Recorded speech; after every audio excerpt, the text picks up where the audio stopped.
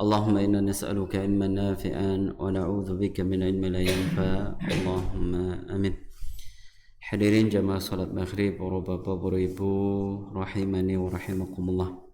Alhamdulillah, puji syukur kepada Allah Tabaraka wa Ta'ala pada kesempatan malam hari ini di tanggal pinten? 10 Februari. Sa'bannya pinten?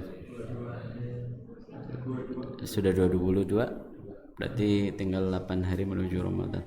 Ya 22 Sya'ban 1447 Hijriah, yang maknanya berarti tinggal hitungan hari lagi kita akan bertemu dengan tamu yang agung, yaitu bulan Ramadan. Insyaallah nanti masih ada satu pertemuan lagi berarti pekan depan insyaallah nanti kita khususkan di tema Ramadan insyaallah. Alhamdulillah, malam hari ini kita dipermudah Allah SWT untuk kembali hadir dalam majelis ilmu yang semoga majelis yang kita adakan diberkahi Allah SWT. Allahumma amin ya rabbal alamin. Salawat iring salam semoga senantiasa terlimpah tercurah kepada qudwah kita, suri tauladan kita, Nabi Agung Nabi besar Muhammad sallallahu alaihi wasallam, kepada keluarga beliau, para sahabatnya dan umatnya hingga hari akhir nanti. Ya hadirin yang dirahmati oleh Allah Subhanahu wa taala, masih melanjutkan kembali pengajian rutin kita dari pembahasan kitab Bahjatul Qulubil Abrar, karya dari Imam Abdul Rahman bin Nasir Sa'di rahimahullah taala, seorang ulama yang wafat pada tahun 1376 Hijriah. Kita masih di dalam pembahasan hadis yang ke-30. Hadisnya Abu Musa al-Ash'ari radhiyallahu taala anhu. Kalau di sini ada nomor 30. Ada tapi hadisnya beda nih. Atau enggak ada hadisnya? Oh, terakhir. Oh, hadis 30 mengurus jenazah. Oh, nggih. Jadi ada satu hadis yang terlewat nggih. Enggak diterjemahkan, yaitu hadisnya Abu Musa al-Ash'ari radhiyallahu taala anhu.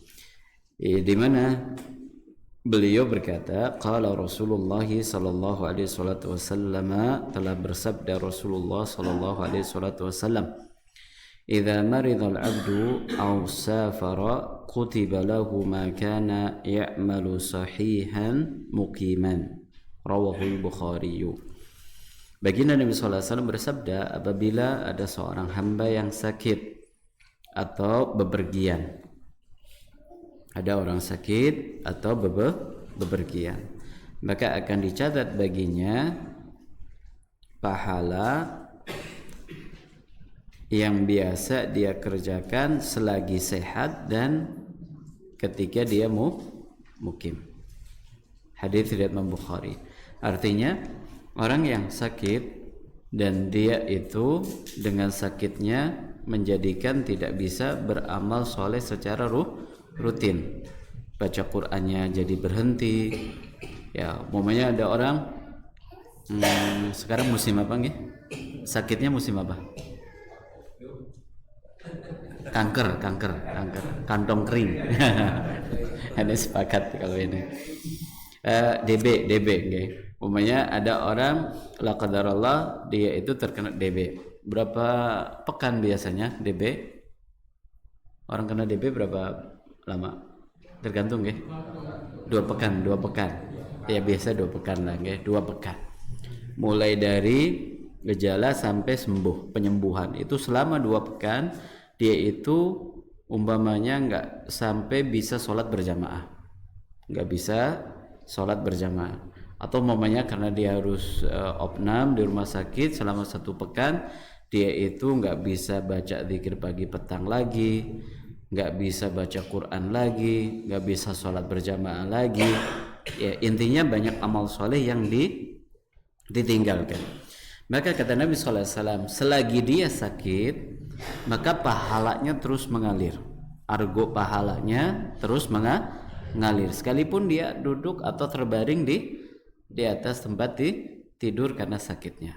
Ini luar biasa rahmat Allah SWT yang begitu luar biasa. Dengan catatan sebelum sakit dia sudah rutin ya mengerjakan amal soleh tersebut. Ini juga memberi sebuah pelajaran bagi kita semuanya untuk merutinkan amal soleh. Supaya apa? Supaya ketika kita sakit, ya kita itu bisa tetap mendapatkan pahalanya. Paling minimal adalah ibadah yang wajib, kayak ibadah sholat 5 waktu. Sholat 5 waktu ya jelas kerjakan gitu.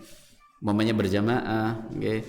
Atau umpamanya kita biasa birrul walidain kepada kedua orang tua, atau biasa baca zikir pagi petang, atau membaca Al-Quran. Ya, alhamdulillah, sekalipun kita itu sakit tapi argo pahala tetap jalan. Ini luar biasa sekali lagi ya, tanpa dikurangi sedikit pun.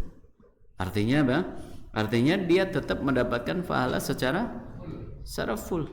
Ibaratnya biasa kalau sholat berjamaah oli pahalane 50% umpamanya, maka begitu sakit maka pahala 50% ini tetap didapatkan, ya tetap didapatkan. Yang padahal kalau sekiranya dia kerjakan, mungkin bisa nggak pahalanya turun dari 50%? Bisa jadi, karena mungkin lagi kepikiran apa sehingga sholatnya tidak khusyuk, tidak konsen dan seterusnya. Tapi dengan rahmat ya Allah, ya dia akan mendapatkan pahala selagi dia sehat. Sampai dibahas oleh para ulama ketika ada orang sakit, sehingga ketika dia sholat tidak bisa maksimal. Umpamanya karena sakit dia sholat sembari duduk, habis operasi katarak dia nggak boleh banyak gerak, harus bed rest. Sholatnya bagaimana? Biasanya kalau habis operasi katarak sholatnya gimana? Duduk apa berbaring? Nggak boleh duduk. Berarti sholatnya begini gitu. Sembari duduk apa berdiri ya? Berdiri duduk kayak gitu ya. Tetap takbiratul ihramnya berdiri, setelah itu duduk sudah. Maka kata para ulama, ya karena sebab sakitnya tadi dia kan nggak boleh ruku, nggak boleh sujud. Dia tetap dapat pahala ruku sempurna, sujud sempurna. Ini luar biasa. Ya luar biasa. Inilah ya keindahan dari kehidupan seorang muslim. Jadi pahala tetap bisa mengalir sekalipun dia dalam kondisi tidak melakukan, tidak mengerjakan. Idza maridul abdu aw safara kutiba lahu ma kana ya'malu sahihan.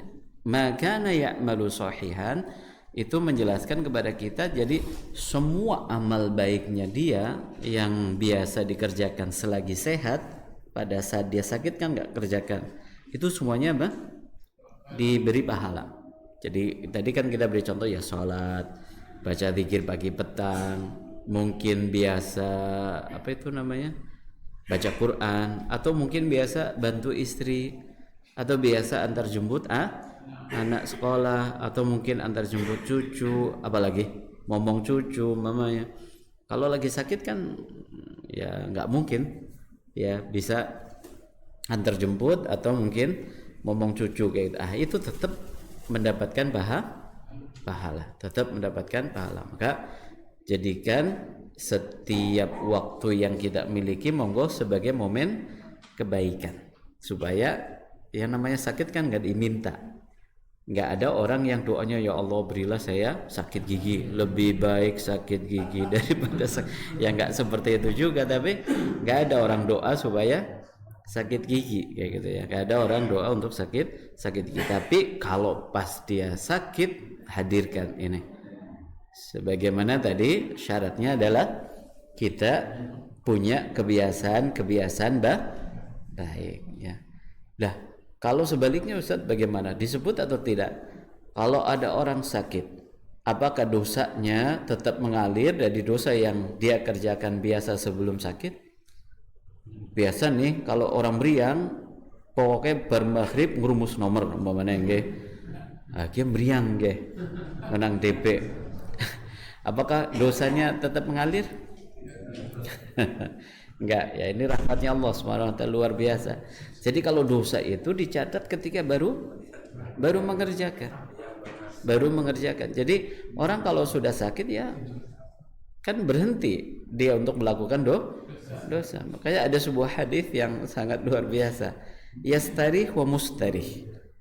Yastarihu minhu wa mustarihun minhu, kayak gitu. Hadisnya panjang, tapi intinya Nabi SAW itu pernah ya ada di hadapannya lewat seorang jenazah. Maka beliau mengatakan yastarihu minhu. Ada jenazah yang kedua, Nabi pun berkomentar mustarihun minhu. Apa maknanya?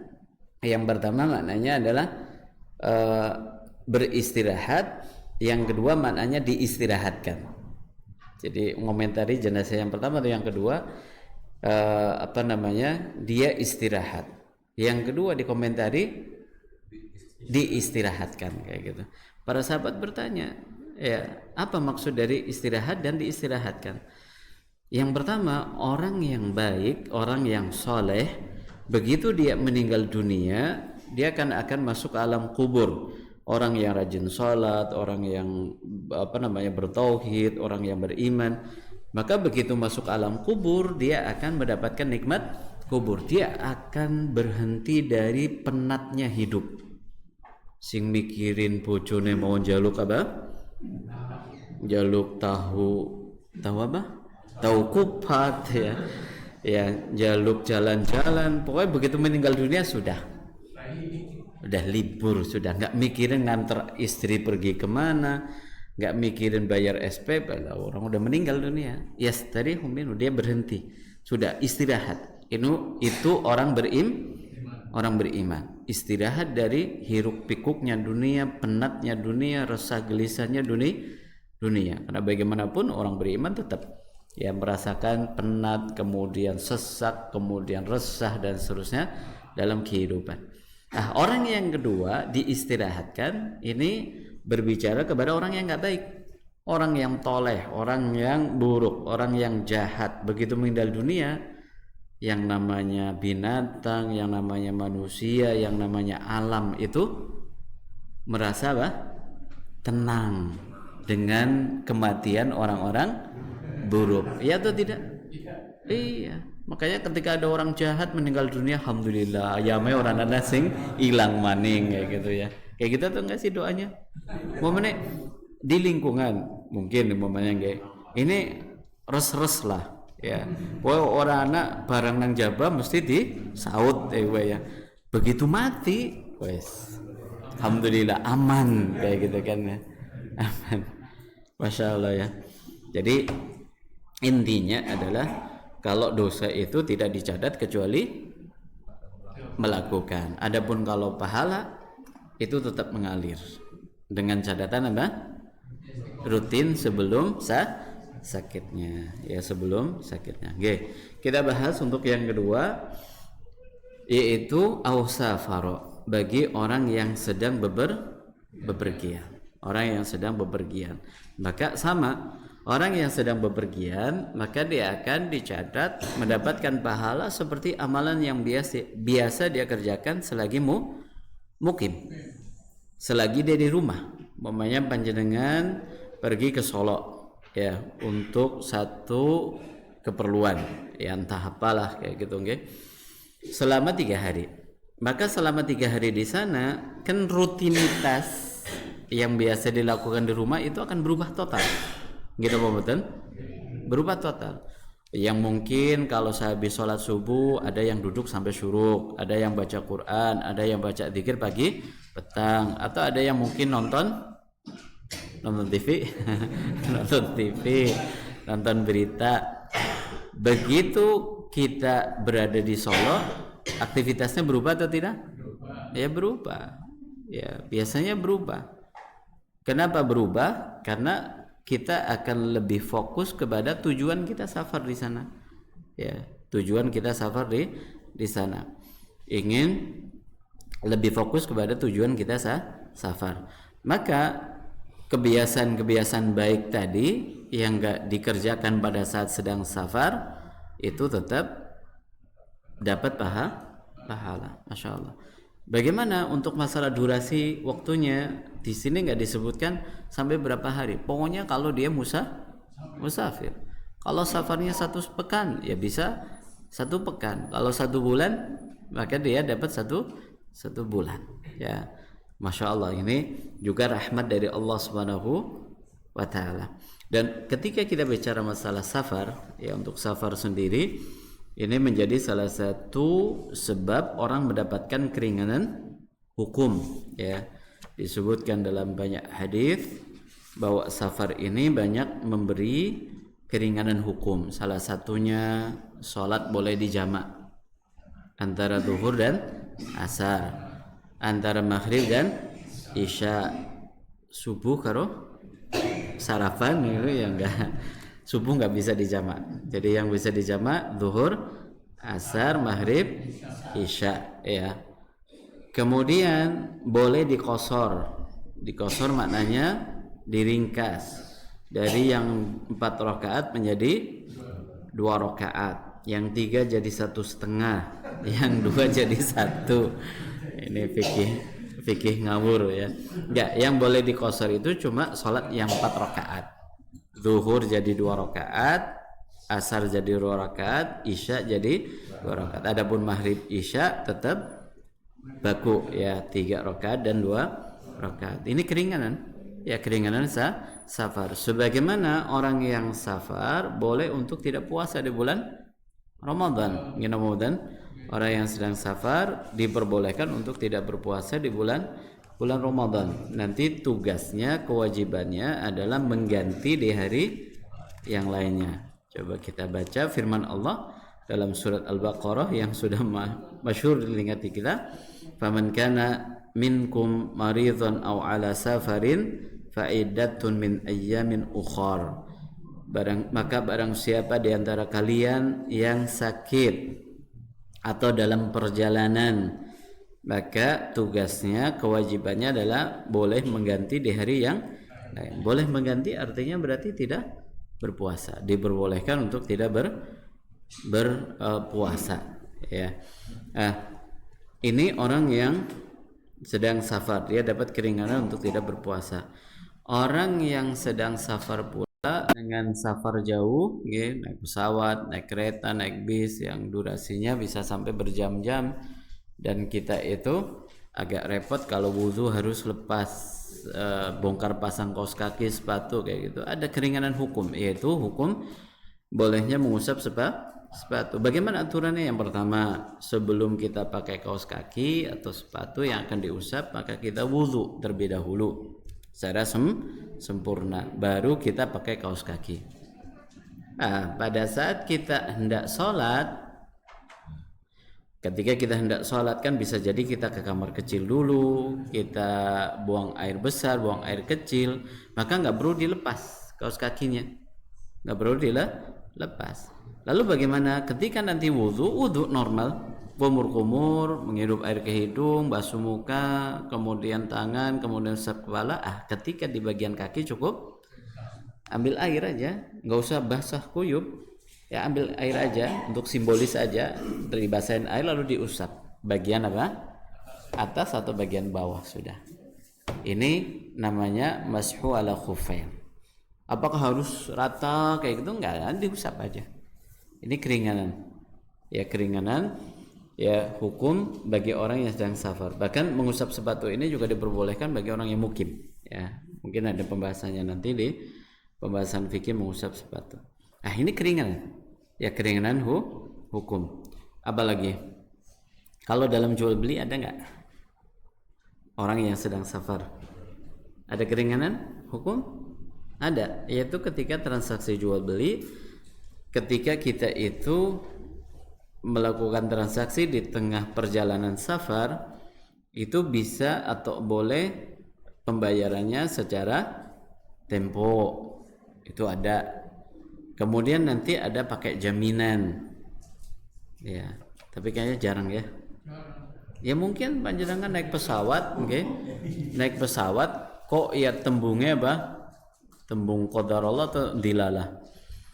Ini ketemu teman lama, ngobrol, akhirnya ternyata ngeduk, oh ini lagi bisnis kayak gitu, nawarin dia usaha. Kemudian kita tertarik, kita ingin invest, ya sudah, bisa di situ. Ada keringanan di situ, yaitu kita boleh pembayarannya secara tempo, tapi kayaknya jarang yang ini dibahas, ya. Kemudian apa lagi? Orang yang sedang safar Wis ya dok, keringanannya itu aja. Oh ya udah, itu aja. Tayyib. Ini yang namanya safar. Dan safar kenapa kok mendapat keringanan atau memberi keringanan hukum bagi beberapa hukum ibadah di dalam agama kita? Karena safar sebagaimana yang kita rasakan di situ ya sangat banyak hal yang membuat kita itu repot. Ya, orang kalau lagi safar itu kan nggak nyaman. Kata Imam Muqayyim seperti ini. Saya bacakan ucapannya Imam Muqayyim terkait dengan masalah safar. Kata beliau, khassa tabaraka wa ta'ala al-musafira fi safarihi bitarfihi fa khassahu bil fitri wal qasri wa hadha min hikmati syari'i. Allah SWT mengkhususkan bagi orang yang sedang safar dalam perjalanannya ya untuk bisa mendapatkan keringanan hukum, untuk bersenang-senang, untuk mendapatkan keringanan hukum. Salah satunya boleh tidak puasa, mengqashar salat. Dan ini termasuk di antara hikmah yang Allah berikan. Fa inna safara fi nafsihi qit'atun minal adzab. Karena safar itu sendiri dinamakan bagian daripada azab. Kenapa kok dikatakan bagian daripada azab? Jadi safar itu qit'atun minal adzab. Safar adalah sebagian dari azab. Ya, mau bagaimanapun nyamannya kita dalam perjalanan, tetap yang namanya orang safar itu nggak nyaman. Nyaman nggak sih? Pakai pesawat umpamanya, pakai pesawat yang paling mahal umpamanya, pakai pesawat yang paling mahal, kelasnya bisnis, tetap duduknya ya seperti itu. Sekalipun mungkin jauh lebih baik daripada ekonomi kayak gitu ya. Kayak naik kereta ekonomi sama eksekutif kayak gitu. Itu kan beda nggih. Bedanya di apa sih? Tempat duduknya doang kan nggih. Kalau ekonomi nggak dapat selimut, eksekutif dapat selimut kayak gitu ya. Tempat duduknya bisa diatur apa namanya? Maju mundur dan apa? Sandarannya. Kalau ekonomi ngadeg jejek pokoknya. Ya nggak ini paling seperti itu. Tapi tetap nggak nyaman juga. Nggak nyamannya dari sisi ya terbatas, kemudian fasilitas juga terbatas. Beda kalau di rumah mau selonjoran, mau bantal, wes macam-macam. Kalau ngopi ya bisa. Kalau di kereta ngopi bayar, larang maning kayak gitu ya.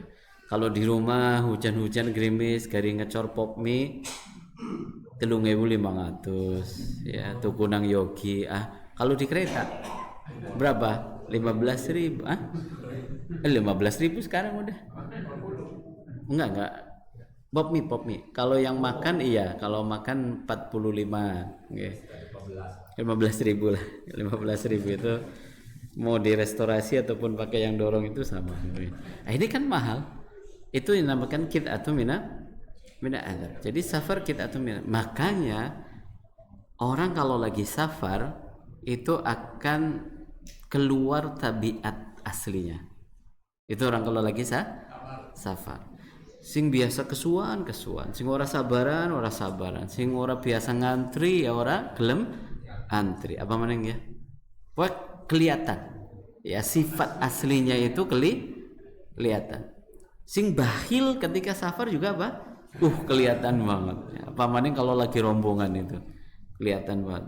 Batire berona sing mangan es krim itu itu pun nggak menawarkan kepada teman-temannya kayak gitu. Orang safar seperti itu. Ketika dia maunya sendiri, egois, kemudian apa lagi ya? Pokoknya kelihatan lah orang kalau lagi safar itu akan kelihatan tabiat dan wataknya aslinya. Makanya Umar bin Khattab itu ya ngecek, memberikan nasihat, ngecek orang itu dengan dua hal. Yang pertama kaitannya dengan masalah uang. Jadi ngecek orang itu baik atau tidak. Yang pertama dengan uang, yang kedua dengan safar bareng. Kalau dengan uang itu kelihatan. Mau jual beli, utang piutang atau pinjam meminjam itu akan kelihatan ya sifat aslinya. Kepengen bukti? Jajal apa? Kemudian yang kedua adalah ketika safar tadi. Ketika safar, karena safar itu adalah qit'atun minal indal adzab, ya, bagian daripada adzab, sehingga banyak sekali keringanan hukum yang Allah berikan. Wa huwa fi nafsihi masyaqqatun wa juhdun, ya, orang ketika sedang safar sendiri ada kesulitan, ya, ada kepayahan yang dirasakan. Walau kana al-musafiru min arfahin nas, sekalipun musafir tersebut adalah orang yang paling kaya, artinya secara harta dia memiliki kecukupan, tetap, ya, umpamanya ada orang naik pesawat yang kelasnya kelas apa sih itu yang paling mahal? Eksekutif. Yang satu ruangan sendiri itu eksekutif kelas. Itu kalau lihat di YouTuber kan harganya ada yang 110 juta, ada yang 300 juta tiketnya, nggih. Yaitu chefnya sendiri kayak gitu, ya. Itu tempat tidur kayak gitu, ya. Pokoknya privasi sekali kayak itu ruangannya. Beda kalau ekonomi kan tinggal-tinggal ke siapa? Kayak gitu, ya. Nah, itu kalau di YouTube. Tetap yang namanya safar, ya mau kaya raya bagaimanapun tetap safar itu tetap tidak nyaman. Makanya di antara hikmahnya Allah Subhanahu wa taala memberikan keringanan hukum. Salat 4 rakaat dibuat separuh kayak gitu, ya. Boleh enggak berpuasa dan seterusnya. Setelah kita memahami tentang masalah ini, hal yang sering menjadi pertanyaan adalah tentang batasan safar itu sendiri. Kapan sih seorang itu dikatakan sebagai musafir yang dia akan mendapatkan banyak keutamaan-keutamanya tadi? Di sini dibahas oleh para ulama, saya ringkas mengacu kepada sebuah hadis Nabi sallallahu alaihi wasallam.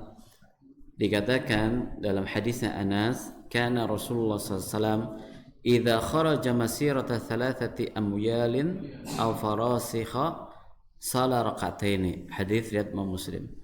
Nabi sallallahu alaihi wasallam itu punya kebiasaan kalau keluar melakukan perjalanan safar sejauh jarak 3 mil atau 1 farsah, maka beliau sudah sholat 2 rakaat alias mengqasar. Hadis ini sering menjadi panduan dasar di penjelasan jarak safar. Jadi jarak safar tertentu yang menjadikan atau bolehnya orang itu mengambil keringanan safar. Kayak tadi, boleh mengqasar, boleh menjamak, boleh enggak puasa di bulan Ramadan. Kalau dalam hadis disebutkan ada berapa tadi? 3 mil. Berapa 3 mil itu? 1 milnya adalah 1600 kilometer. Kilometer, meter. 1600 meter. Berarti 1,6 kilo. Ini satu apa? 1 mil. Kalau 3? 48 kilo. 4,8 kilo, ya. 4 kilo. 4,8 kilo meter. Kayak gitu betul ya? Kilometer, ya. Berarti perak. Wih, sini Sokaraja.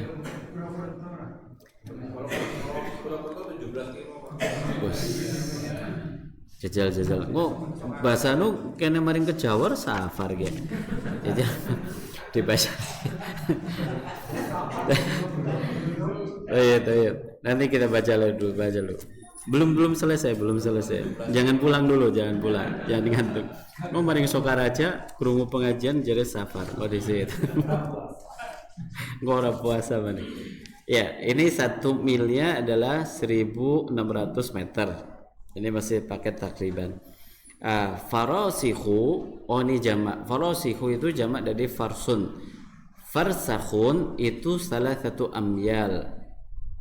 Jadi 1 farsakh itu adalah sama dengan 3 mil tadi. Betul ya? Berarti berapa? 4,8. Baik.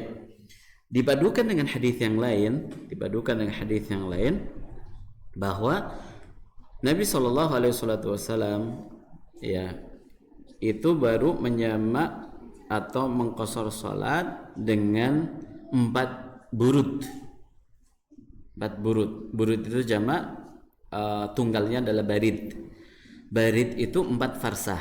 Coba kita hitung ya. Jadi ukurannya adalah 4 barid. 4 barid. Satu baridnya 4 farsah. Satu farsahnya 3 mil. Dah, hitung. Ketemu tuh. 4,8 kan satu farsah. Kemudian dulu kan 4 barid dulu. 4 barid. Satu baridnya sama dengan 4 farsah. Satu farsahnya sama dengan 3 mil. Ya. Beri. 4 masa, 3 kali 4 kan 12 kali berapa tadi 1 kan? Dan dulu 4 barid. Ini kan 4 barid nih ukurannya. Satu baridnya 4 farsah. Satu farsah sama dengan 3 mil. 3 mil sama dengan 4,8 kilometer kan? Dah. 1 mil 1,6.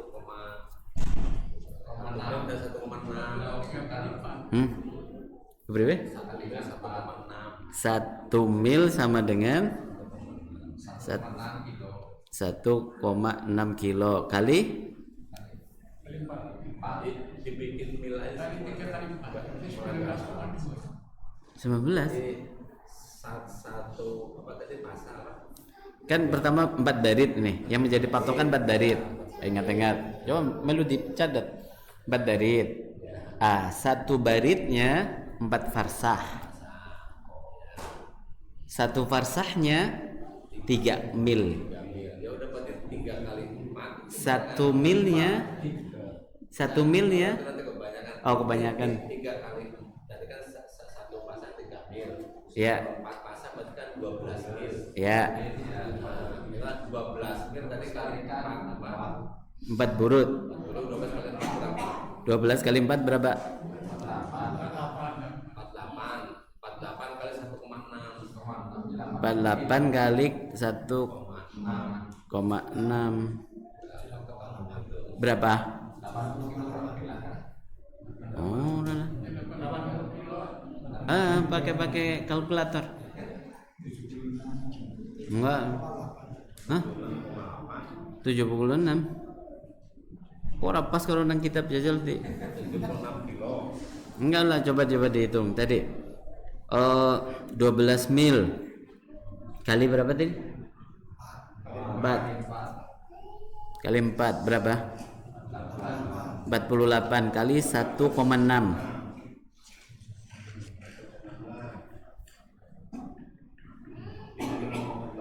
7. Oh. 70 ya, kalau di buku 77 kilometer. Bener berarti. 77 kilometer. 77 kilometer. Itu batas safar. Jadi sekali jalan bukan pulang pergi. Jadi orang ketika sekali jalan menempuh jarak 77 kilometer, maka dikatakan musafir. Berarti sini sampai sini ke Bumen.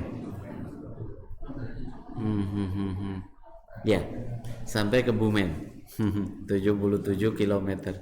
Sini sampai ke Bumen. Itu jarak safar. Artinya bagaimana kalau panjenengan menempuh jarak 77 kilometer, berarti sudah dikatakan safar.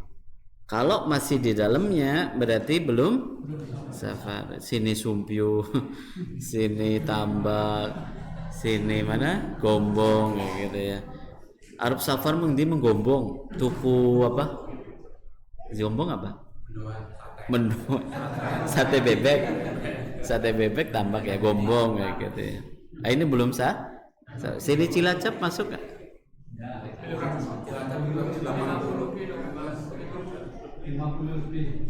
Cilacap 50.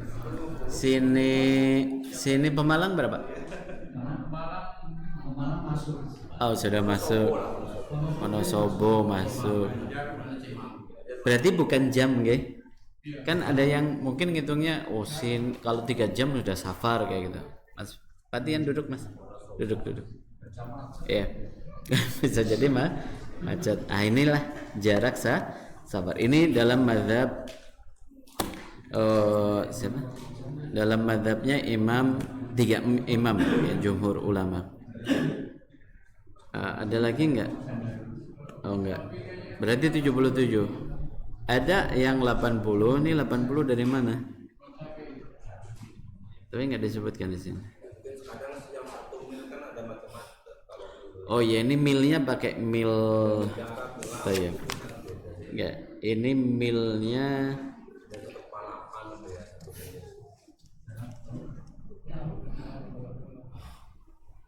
enggak, kalau ulama itu pakai milnya kadang pakai daerah.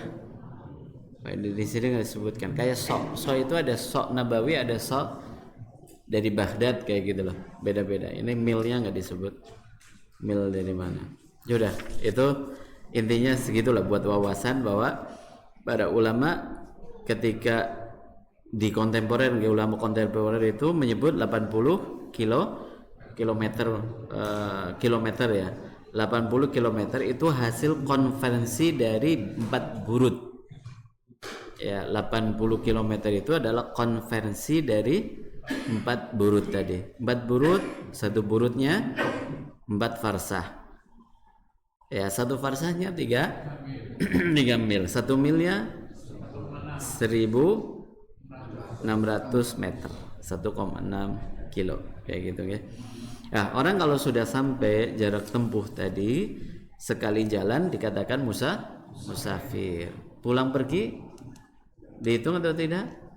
Tidak. Jadi sekali jalan. Kalau pulang pergi kayak umpamanya ke Cilacap kan pulang pergi jadi 100. Itu nggak dihitung safar. Mau safar kemana Cilacap? Bikin paspor? Enggak. Ini bukan apa? Bukan safar. Ya bukan safar. Ini terkait dengan masalah safar ya. Kapan orang itu boleh mulai melakukan keringanan safar? Tadi kan jarak tempuh nggih? Jarak tempuh. Sekarang kapan orang itu boleh mengkosornya? Apakah kalau sudah sampai jarak tersebut atau kapan? Kalau panjenengan biasanya yang mana?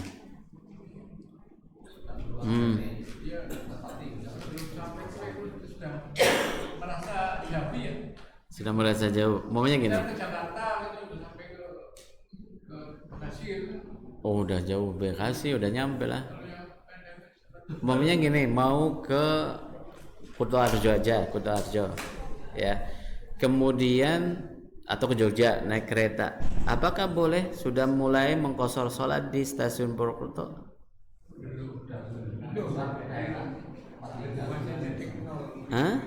Masih titik nol? Bagaimana? Coba kita baca.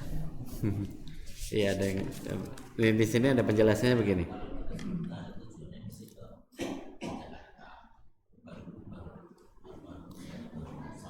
Ada pendapat ulama begini mengatakan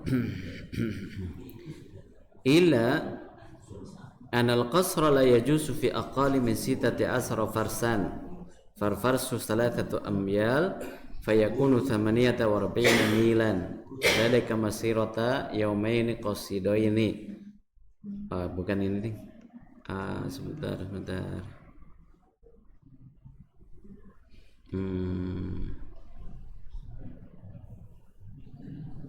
Kapan orang itu boleh melakukan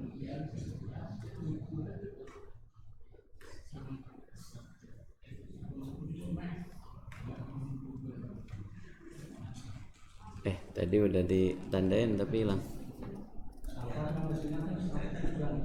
Enggak seperti itu. Jadi di sini enggak ketemu qadarullah. Sebetulnya ada tapi harus nyari. Jadi para ulama begini, kalau orang sudah tujuannya adalah sampai 80 kilo atau 77 km tadi, maka begitu dia sudah keluar rumah, dia sudah boleh mengambil keringanan safar. Berarti ketika sampai di mana tadi? Stasiun Purwokerto, ya, maka dia sudah boleh menjamak sholat, boleh mengqashar sholat, kayak gitu. Sebagian ulama ada yang mengatakan faraqul bunyan. Faraqul bunyan itu kalau di negeri kita agak susah untuk menerapkannya. Faraqul bunyan itu adalah mulai dari kita keluar rumah sampai betul-betul meninggalkan kota, nggak ada bangunan lagi. Ya, itu baru boleh mengqashar sholat. Tapi kalau diterapkan di kita agak susah karena panjenengan pergi sini sampai Jawa Timur pun nyambung. Rumahnya nyambung terus atau tidak? Ya, beda kalau di tanah Arab Timur Tengah itu kayak umumnya kita di Riyadh ibu kotanya Saudi kayak gitu. Itu ada pintu gerbang sudah. Kalau sudah pintu gerbang itu padang pasir full. Kayak Madinah, begitu keluar dari kota Madinah ada bawah pintu gerbang sudah itu padang pasir. Kayak gitu. Nanti cuma ada rest area kayak gitu biasanya. Biasanya kalau di sana mengambil keringanan safarnya adalah kalau sudah meninggalkan bangunan kota. Mungkin dianalogikan kalau kita adalah sayonara. Kan ada kan gerbang sayonara. Sayonara berarti selamat tinggal kan ya. Berarti kalau Banyumas sayonaranya kemana? Sayonaranya mana? Sana Banjar, Tambak ada. Purbalingga ada kan? Purbalingga. Siap kamu. Berarti stasiun urung ya? Ada sayonara? Enggak ada. Selamat jalan. Iya itu selamat jalan. Iya.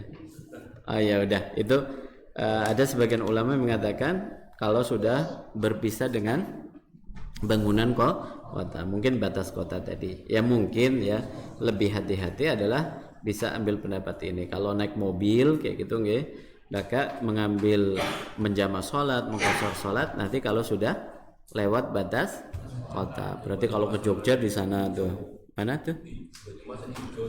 Kalau Banyumas sana batasnya mana? Tambak nggih. Tambak. Kalau ke Cilacap mana tuh?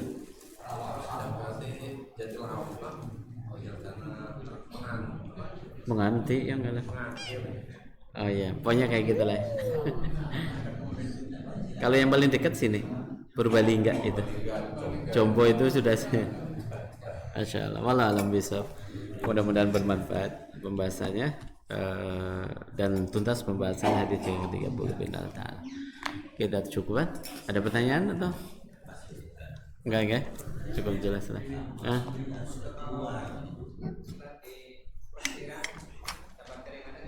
Iya, mau safar plesir, mau kondangan, mau apa? Ya enggak lah.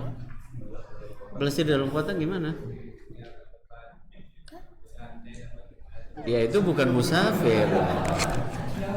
Mas Fatihan. Ini bilang enggak.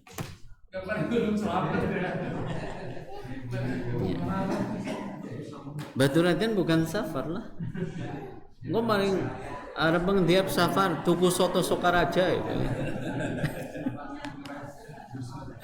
Iya, safar itu tadi batasnya 77 kilo atau 80 kilo. Wala alam bisab. Kita cukupkan, terima kasih. Subhanakallahumma bihamdika asyhadu an la ilaha illa anta astaghfiruka wa atubu ilaik. Assalamualaikum warahmatullahi wabarakatuh.